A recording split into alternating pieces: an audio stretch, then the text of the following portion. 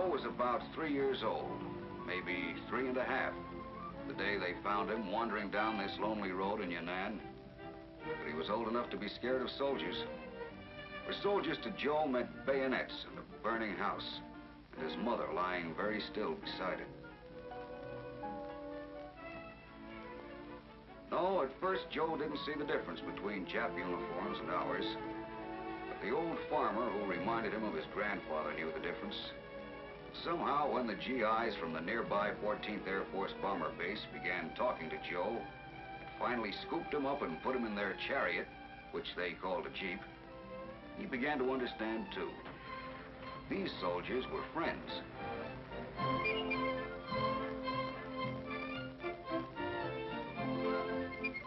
They took Joe back to their base and presented him to their company commander.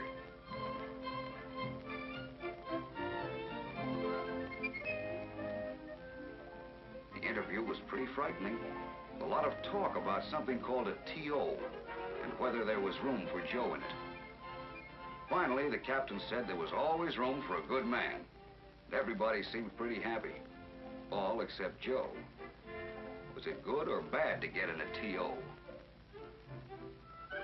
Joe decided it was good, for he found himself with a couple of hundred fathers taking turns knocking themselves out over him.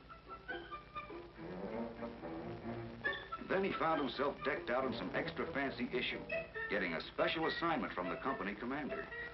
And it was a pretty important assignment, as anyone could see. The first sergeant sat here.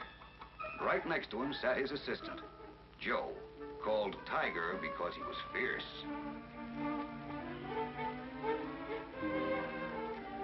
Yeah, that's how the story of Tiger Joe began. And Joe, like all the kids adopted by GIs the world over, became just about the most important man in the company. They had given Joe a home, but at the same time, he had succeeded in bringing their home a couple of thousand miles nearer. There's something about teaching a 3-year-old how to use a knife and fork that can remind a man of more good things than all the movies and magazines in the world.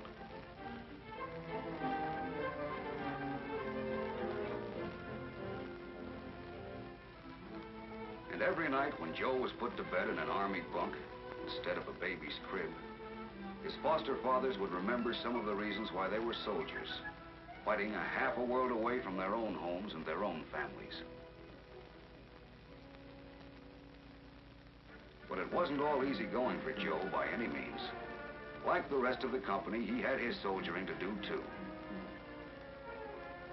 When they stood inspections, there was Joe standing very straight and dressing on the guy next to him. An assistant first sergeant has to set an example for his men.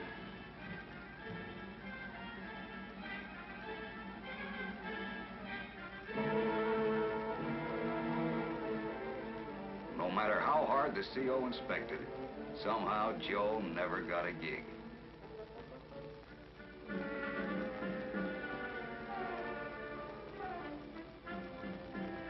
Well, this is about the end of Tiger Joe's story. Maybe it isn't a very important story. Then again, maybe it is. Because maybe Tiger Joe is one of the reasons we're fighting this war.